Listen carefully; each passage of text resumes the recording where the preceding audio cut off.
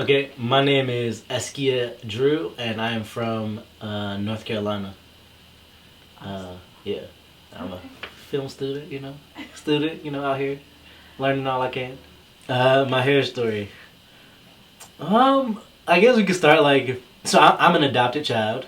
Um, so for the first year of my life, I was in the foster care pre-adoption phase, and I was with a white foster care family, and the my foster mother at that time, she didn't know how to do nothing on a little black kid's head, so she didn't do nothing to this little black kid's head. It just was there.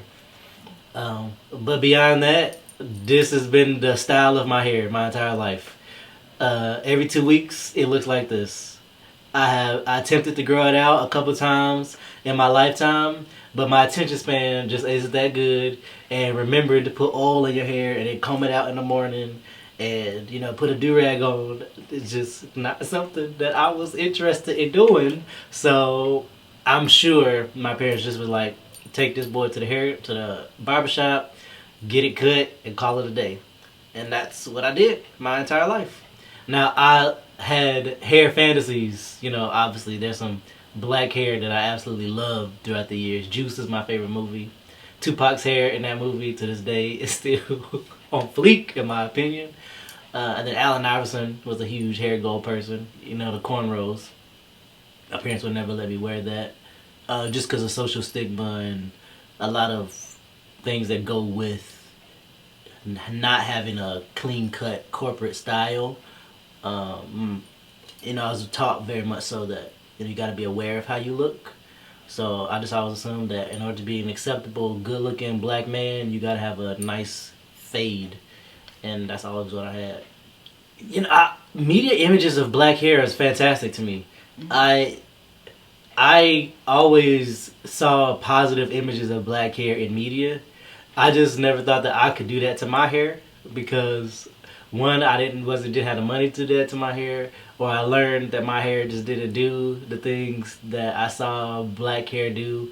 I learned that I couldn't have hair like Allen Iverson, even if I wanted to have hair like Allen Iverson, because my hair don't do what Allen Iverson's hair does, or the work required to get your hair to do that was not something that I was willing to do.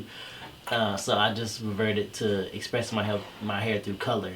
But I loved black hair growing up. Prince, his hair goes. Like Michael Jackson was hair goals, Uh, uh, Coming to America, that was one of my favorite movies. Like, everybody had amazing hair in that movie. And then recently, Black Panther, a movie that I watched, where every single person in the movie did not have straight hair.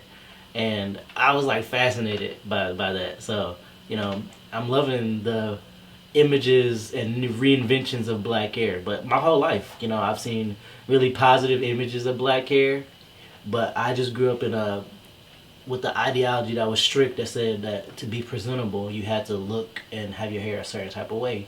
And pretty much I kept to that standard my whole life until recently, as you can see, because now my hair is a completely different color than it normally is. Uh, shoot. I think I always was aware of my hair because I'm the only boy and I have four sisters, and you know I was always aware. They was always doing things around their hair, so like in juxtaposition to them, to me, like I think I was always conscious of that they do different things than I do to my hair. So I've always been aware that, at least aware that I go to the barbershop and it takes, an hour, maybe, and they don't go to the barbershop and it takes them days to do their hair sometimes. So I think I've always been conscious of it, just in juxtaposition to the fact that I grew up with a bunch of black women who do their hair all the time. Um, Before the pandemic, it was, I lived here in the city of San Francisco, and because I haven't really found a barber like that in this city, my hair just, it just grows. It just grew and it did what it did.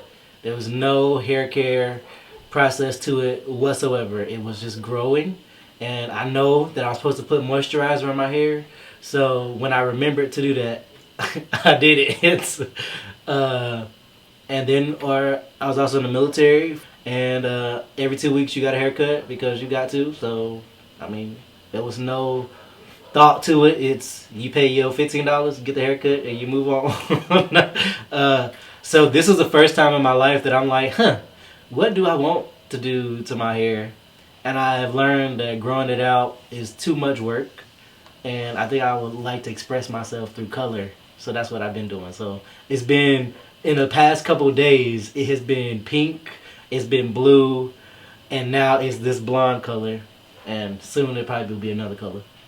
My hair care process was I already wasn't going to the barbershop, so it basically continued to be the same as it was before. But I think I introduced playing around with hair dye during the pandemic. I never officially dyed my hair like a color that wasn't natural before until the pandemic. And I was figured, we're on Zoom calls, I'm at home all day. Like the amount of eyes that would be on my hair negatively are substantially less than normal times. So I was just like, let me like try out some colors, and I tried it out. It's pretty.